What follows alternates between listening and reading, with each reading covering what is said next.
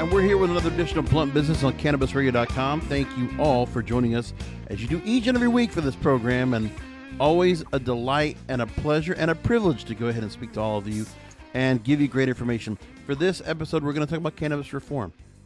And I must tell you, there are times where I might have to wait several months to go and get a guest on the air. But, this one, it took about a good 6 months, it feels like, just to get everything all pinned down. But I'm glad that we have our guest on the program. He manages the largest cannabis cultivator, producer, and full-service brand fulfillment provider, or partner, in the state of Nevada. Leveraging over a decade of cannabis industry experience, he's demonstrated a history of success in the realms of strategic partnerships and brand development, and also has definitely given back, has definitely looked to help out in various causes for opportunities for those that are disenfranchised and those have not had the opportunity to get themselves in this industry, because as we know, this industry is very progressive. We like to acknowledge diversity, equity, inclusion. And that's one of those things where here I want to go talk to our guest. He's the president and CEO, of Flower One, Kellen OKeefe, here on Blunt Business. Kellen, thanks for being with us. Oh, thank you very much for having me. It's a pleasure to be with you. And I'm sorry it took so long for us to connect and make this happen schedule wise, but I'm excited to be here. And again, thanks for having me. You're an important guest. And I think the discussion was not anything we need to go and hold back on. We definitely wanted to go and have the discussion and make it happen. So for those of you that have been listening to the program for any significant amount of time, you know that we have talked with Weldin Angelos. And, we first spoke with him on High Society with Paxton Quigley, on Hemp Present with Vivian McPeak. So if you want to go back and look for the story with him, but I'll briefly just give you a couple of things that were mentioned about him. Upon his release from prison after serving 13 years of a mandatory 55-year prison sentence for selling $900 worth of cannabis in a sting operation. And we're hearing this, we've heard stories like this and it's been too common. And he was once an aspiring musician, dedicated his life to ending cannabis prohibition and mass incarceration through the Weldin Project. So make sure to go and take a look for that. Plus, you can also go to the website for him, which is theweldinproject.org. Now, why I bring this up is, Kellen, you joined over 150 artists, athletes, producers, lawmakers, policy experts, reform advocates, and leaders in business, law enforcement, and academia, signing a letter back late last year from the advocacy group, the Weldin Project, to President Biden. The letter was urging the president to, quote, grant a full, complete, and unconditional pardon to all persons subject to federal, criminal, and civil enforcement on the basis of nonviolent marijuana offenses, end quote. But now, before we ask why you chose the sign, talk to me about what the kind of impact this letter could really make when it comes to full-scale pardoning by way of legalization or executive action. Sure. Well, I've had the honor of knowing Weldin a long time. And like you mentioned, his story is very unique, and any opportunity to work with him and the people that he has been able to organize and unify towards the cause of criminal justice reform, I'm ecstatic to do, and I feel honored and privileged to be able to do. Again, Weldin has done an incredible job of, actually, taking action and taking the opportunity or the very unfortunate circumstances that he faced and turned them into an opportunity to educate people about criminal justice reform and, in particular, how outrageous some of these cases are. Weldin was prosecuted and sent to prison for selling less than what would be our minimum order size to an individual dispensary today, in the legal cannabis market. And so, for him to be separated from his family and to, and that is a crime and a crime against humanity. And so, first and foremost, as an advocate, we really want to see these laws changed, and we want to see people that have been sent to prison for cannabis released. And so, Weldin is taking a number of different actions through reform and any opportunity that he really can to help get as many people out of prison as possible. And so, again, I was very proud to be included in that group and hope that, the more opportunities that we have and the more the more pressure that we can put on our politicians, both at a local and federal level across the board, the sooner that we will actually see these prisoners released. Now, the president did make this a key campaign pledge. And so far as I've seen, there has been no response yet to this letter. Has there been anything you could tell us that has been said on behalf of the administration? Was there anything, any kind of olive branch or any kind of inroads towards the discussion? No, unfortunately not. And it's incredibly disappointing for those that, have supported. Today, what business needs most is creativity. So let's create AI with integrity, not bias. Cloud management that requires less management. And new ways for business to do business. Let's create at scale right now together. Let's prototype. Let's tweak. Let's test. Let's adapt. Let's create something that changes everything. IBM. Let's create. Learn more at IBM.com. In the time it takes you to listen to this ad, almost 3 million gallons of water will have flowed over the deck at Niagara Falls. And when that deck needs to be protected from all that water, it's sealed with America's recognized brand in water protection, Thompsons Water Seal. Oh look, another 100,000 gallons. Weather protected, water sealed. Thompsons Water Seal. Trust the seal. Available at a retailer near you. The administration in the past to see that cannabis has been completely abandoned and ignored as an issue that was, again, very much campaigned on. So I believe it is unfortunate. I'm hopeful that we will see some form of federal reform in the coming months or years. But it's taken far, far too long.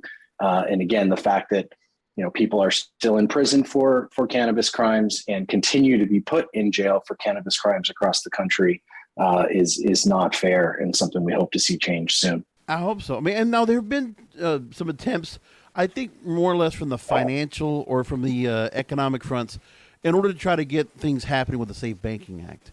And there have been congressional officials that there's the 3 Democrats in the Senate, Wyden, Booker, Schumer to lead that front, that have been trying to push forward.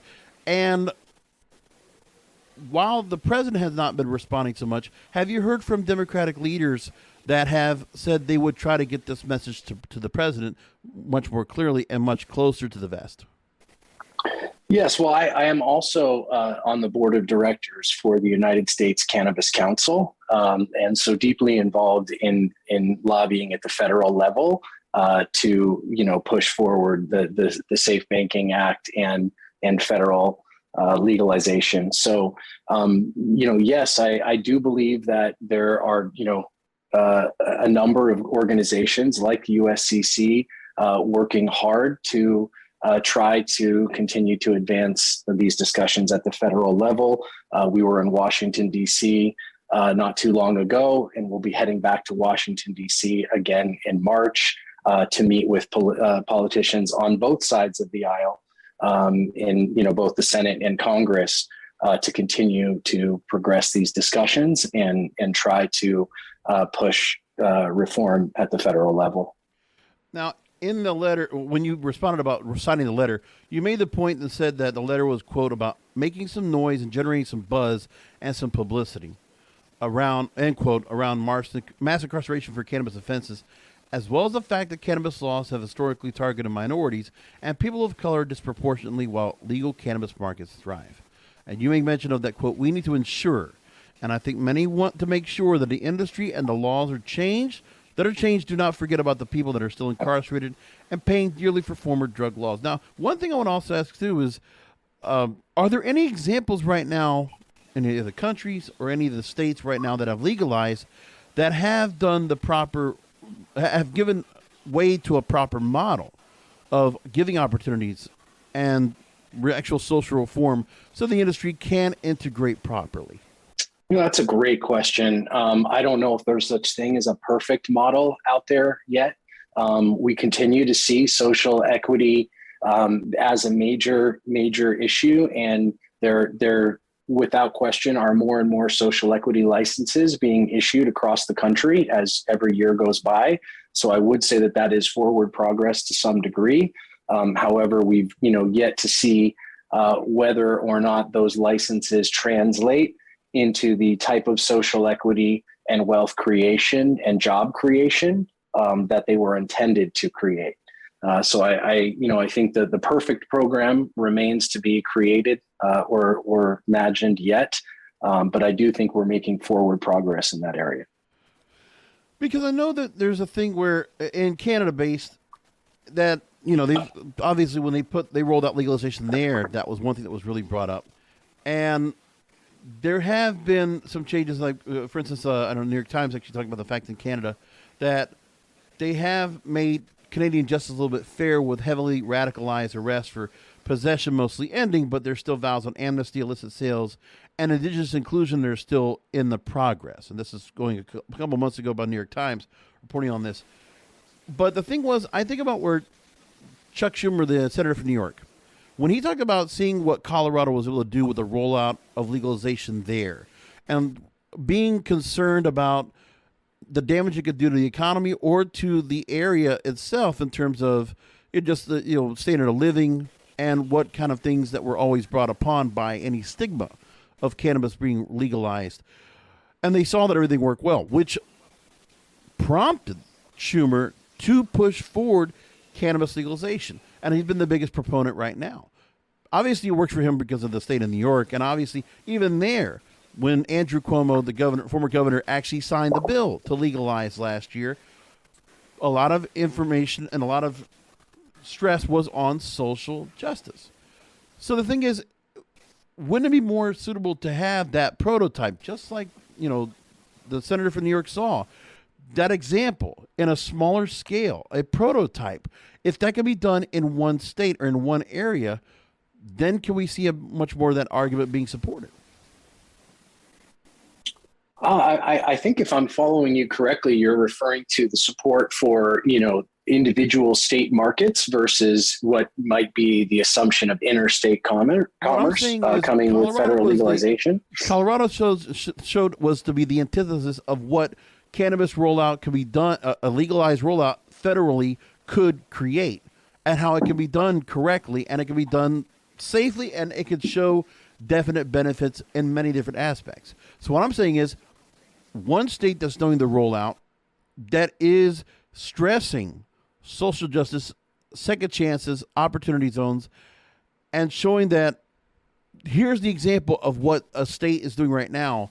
If New York could be the example, and then you go to the federal government and say, listen, New York is one of your biggest states. They're doing it right. Look at what's happening here. Maybe California doesn't show up, but New York definitely has it.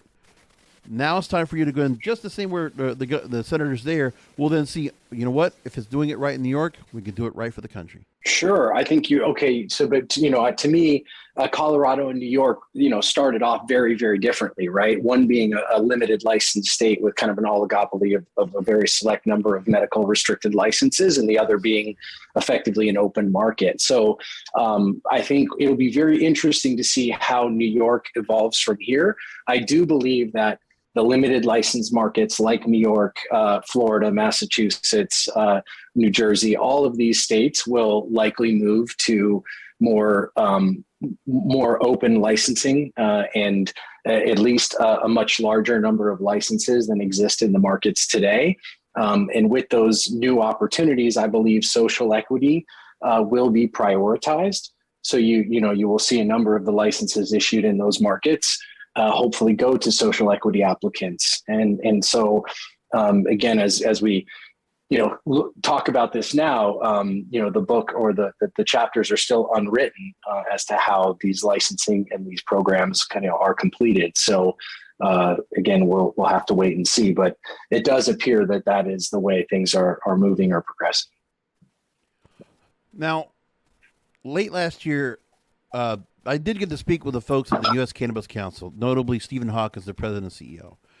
And, I made it a mission on Blunt Business to talk to every one of the organizations that are providing lobbying efforts. That might also include, members of the alcohol and tobacco industries embedded as well. And with each organization, that we wanted to make sure that each of these organizations also had a division that spoke specifically to diversity, equity, inclusion, and more to social equity as general. And with that, you were recently appointed back in November as one of the U.S. Cannabis Council's board of directors. And you mentioned that their ongoing efforts to end federal prohibition and create a more ethical industry are commendable and align with our vision with the future of cannabis.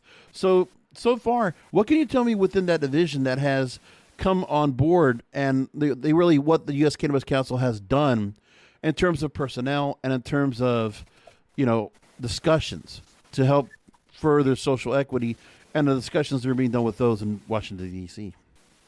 Sure. So, again, you mentioned that you talked to Stephen Hawkins about this in the past. And so you'll understand that this is, he is an advocate first and foremost and a true professional and cares very deeply for the cause. And so he has, formed an organization with a tremendous amount of integrity. He also has, people like Tahir Johnson, working on social equity causes and making sure that these issues are front and center when we are doing our lobbying efforts in Washington, D.C.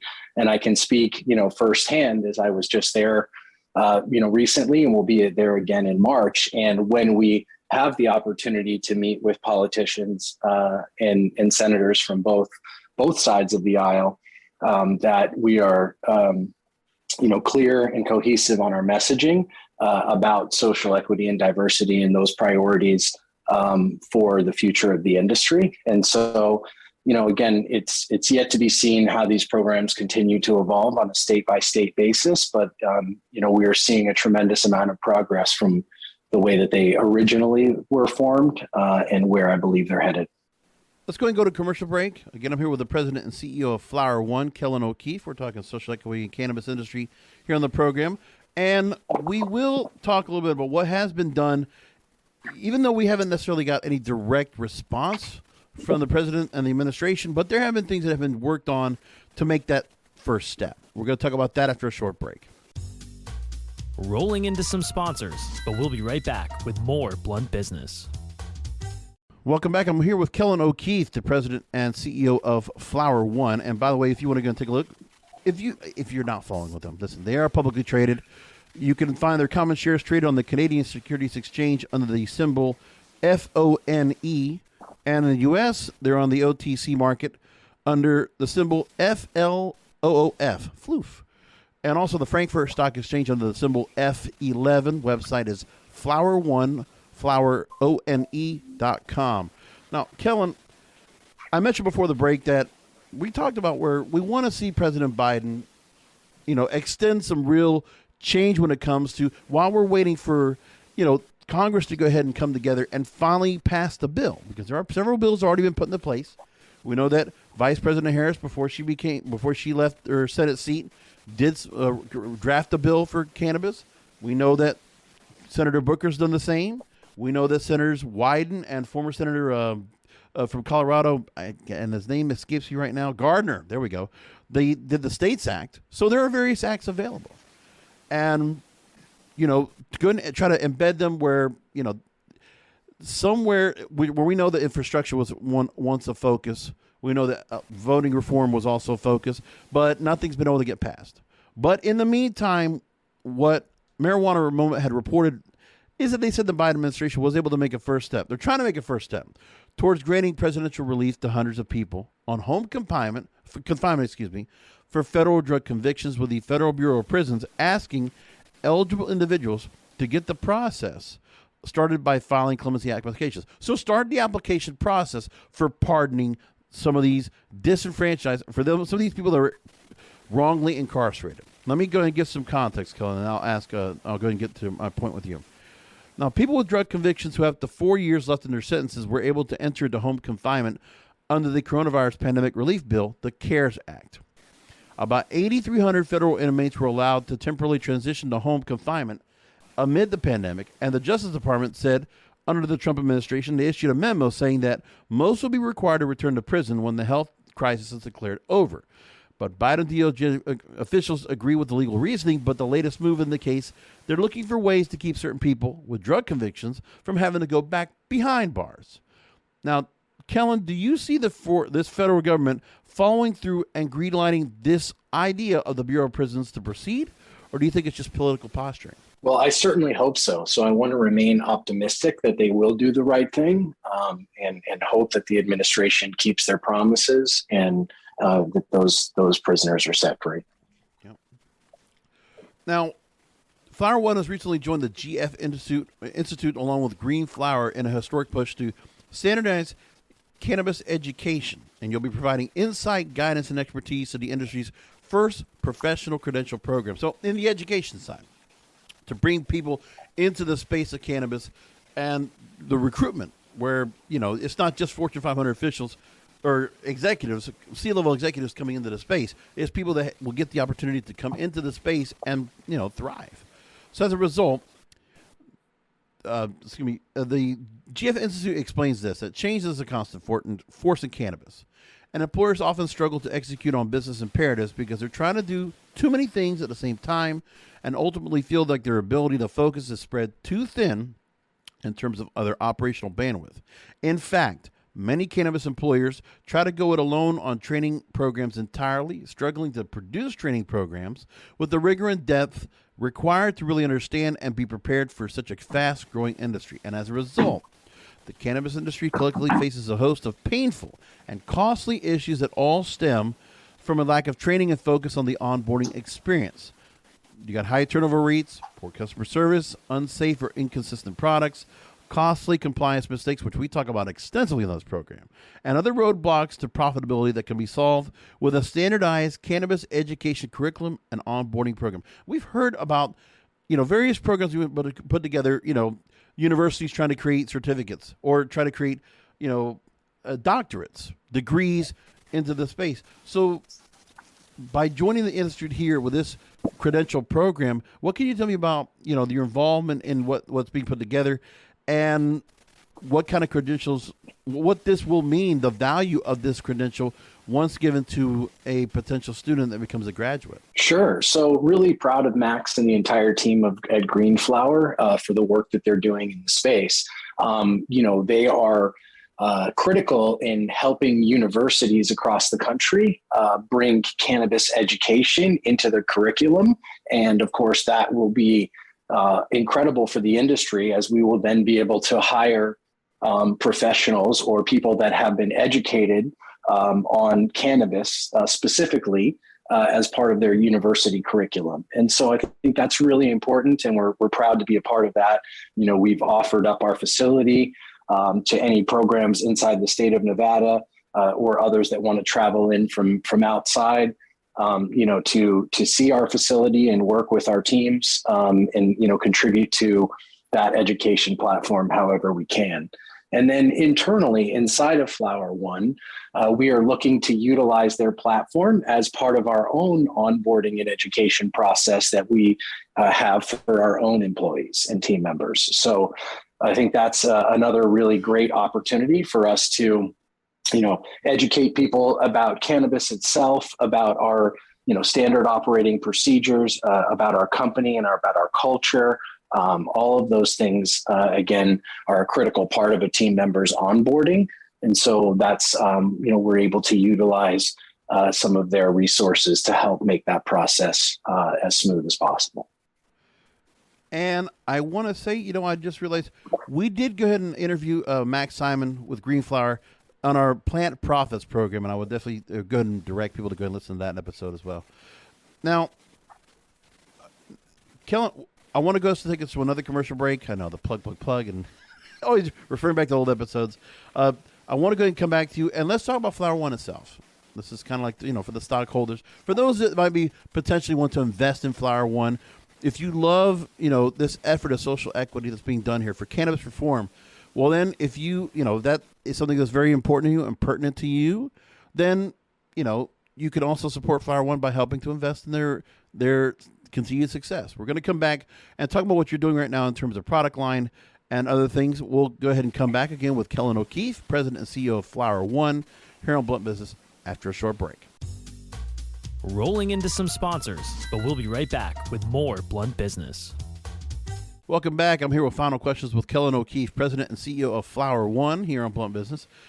And before you joined Flower One, Kellen, I want to ask you, you were an early partner and the Senior Vice President of Business Development at MedMen. We know we've known about the company, and you know, I still remember when I saw it open up a store in downtown West Palm Beach, just to look, you know, the whole environment of it, putting that together. You've also worked closely with some of North America's leading cannabis brands, including Cookies, Old Pal, G-Pen, Nature's Lab Extracts, QOA, and more. And I want to know what some of the takeaways you've gotten from these brands when it comes down the line to creating a national scale product. Because we know that down the line, once legalization happens, you want to be able to create that brand that is going to be synonymous to the whole country, that everybody will know what it is. There are accessories that can already do that, but when cannabis can actually have their own national and global brands. That's a great question. So I'll try to answer that, and I think it segues nicely into what we do at Flower One.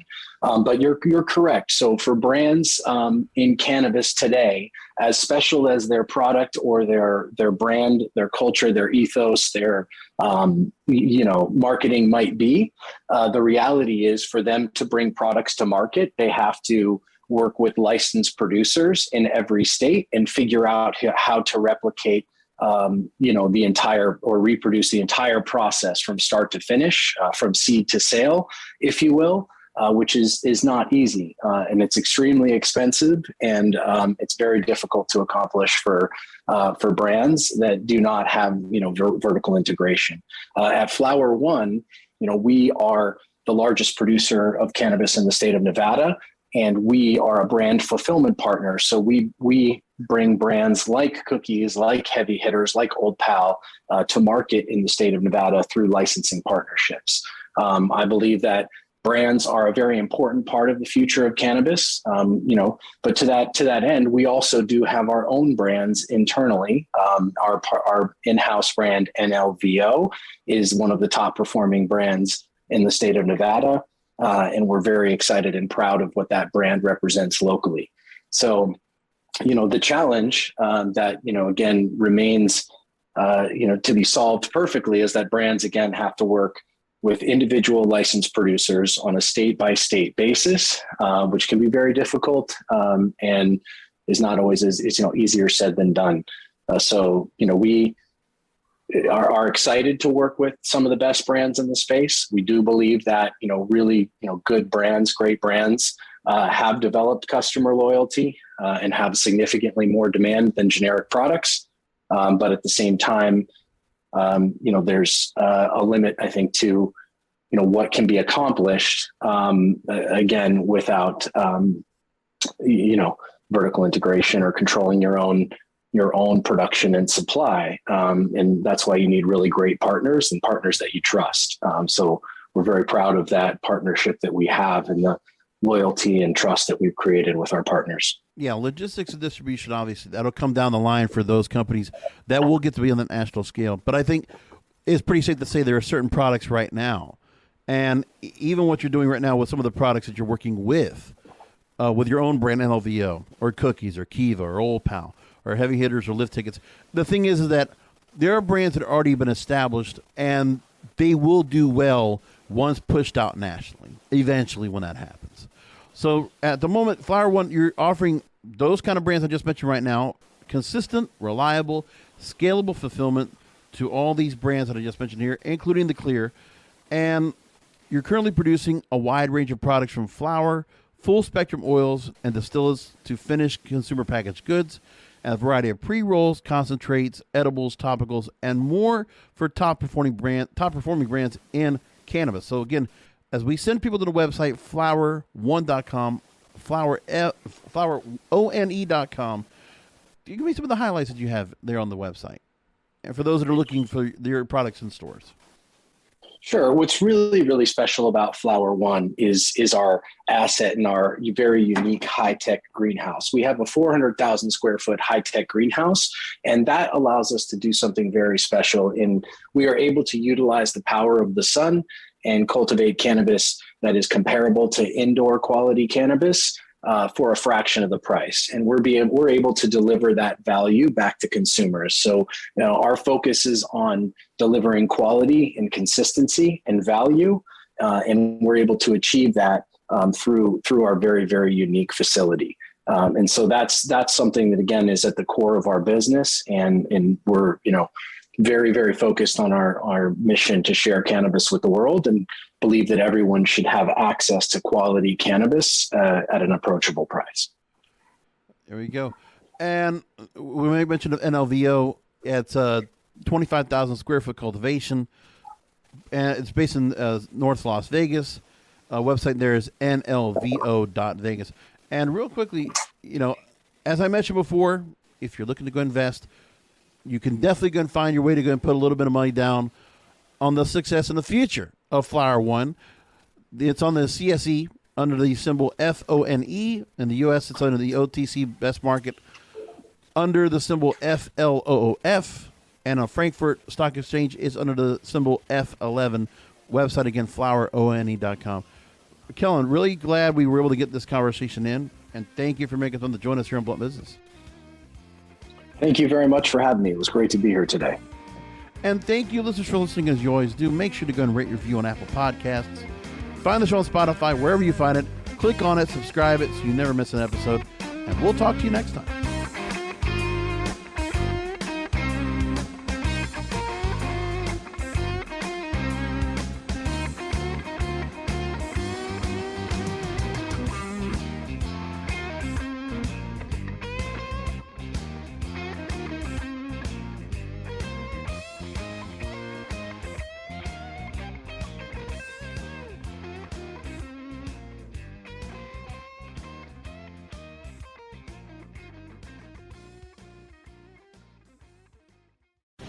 The opinions expressed on this CannabisRadio.com program are those of the guests and hosts and do not necessarily reflect those of the staff and management of CannabisRadio.com.